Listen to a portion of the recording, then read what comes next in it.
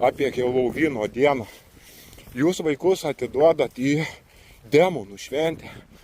Ta demonų šventė labai griežta satanistų ratuose. Demonų šventė skaitosi pati aukščiausia kalendoriniai dienoj. Per šią šventę dingsta krūvos vaikų. Per šią šventę vyksta galingos apeigos satanistų ratuose. Jie kyla pareigose, jie kyla laipsnėje. Žiūrėkit, jūs paleidžiat vaikus užviliotus į demonų šventę. Šita šventė užviliota demonų yra.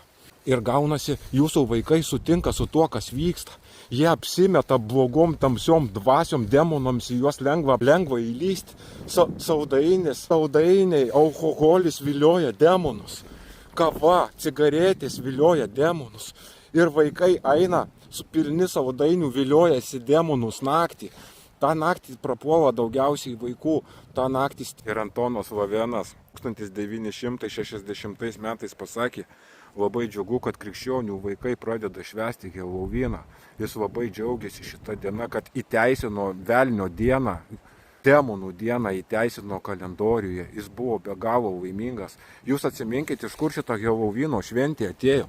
Šita Helovino šventė iš Amerikos atėjo. Amerika mums įkišinėja visus standartus ir įkišo šitą satanistišką šventę. Neišleidinėkit vaikų, prašau, į šitą šventę. Mano draugas duoda vaikui tą dieną daug pinigų, kad tik vaikas nešvęstų šitos šventės. Žinokit, saugokit tą naktį vaikus. Vaikai gali pasikeisti per vieną naktį. Gali grįžti šitos nakties, jie persirengia į demonus, į visokias blogas būtybės. Jie sutinka su tom, kas vyksta. Ir demonai juos skverbėsi, jie pasirašo sutartį, vienos nakties sutartis vyksta.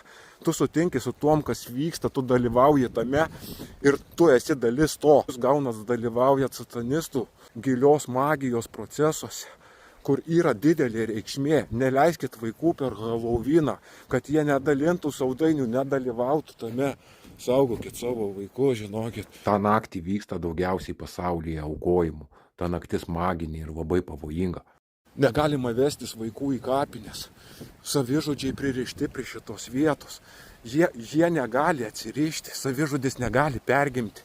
Savižudis prie kapo prisirišęs, jisai visko įsiilgęs, jis visko nori, jis visko ištroškęs, ko troško gyvenime. Jis nori rūkyti kavos, gerti.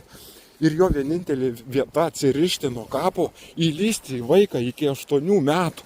Jie įlenda, tai ir yra demono žemiausios kastos, tai ir prilipiniai žemiausios kastos demonai, savižudžiai. Ir jie įlenda į vaikus ir vaikam formuoja savo nuomonę, vaikam formuoja savo pasąmonę, siunčia savo mintis, vaikas kramto už savo mintis, pradeda dūkti, kvailioti, gerti, valgyti visokias nesąmonės, rūkyti anksčiau pradeda.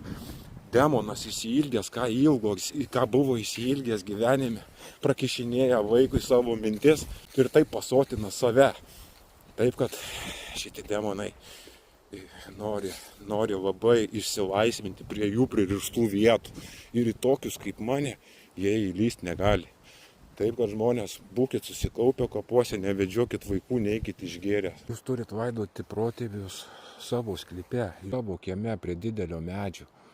Ir jūs galite eiti pas protėvius belė kada. Nereik dienos, mirę neturi dienos. Šitą mirusių dieną visiems patariu neiti ant kapų, eiti prieš į kapus arba po į kapus. Ta diena neiti ant kapų. Labai stipriai groja demoniškos energijos. Kuo stipresni kapai, tuo stipresnės energijos, tuo pavojingesni kapai. Ta diena nepatariu lankyti mirusių kapų. Geriausiai mirusiai yra sudeginti ir išpilti kur nors.